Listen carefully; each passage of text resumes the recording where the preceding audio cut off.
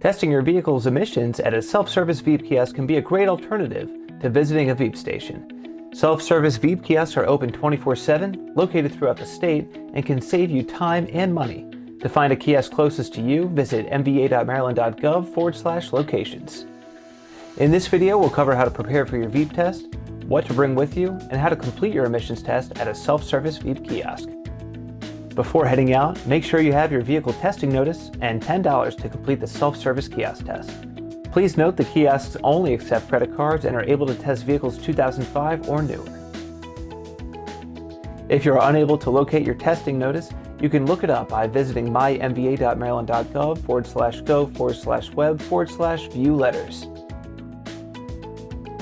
Next, locate the OBD cable port inside your vehicle. The connector is typically located on the left side of the steering wheel. Please note, locations of connectors may vary. To find your vehicle's connector, please refer to your vehicle's owner's manual. Once you arrive at the kiosk, secure your vehicle by placing the vehicle in park or neutral, engaging the parking brake, and by turning the vehicle off. Next, scan the test notice or enter your information manually using the touchscreen keyboard. Do not attempt to scan your vehicle registration card. Next, verify the vehicle's information, submit payment via credit card, and wait for your payment to be processed. You're now ready to begin your test. First, pull open the door handle of the kiosk compartment and remove the cable from the windowed cabinet.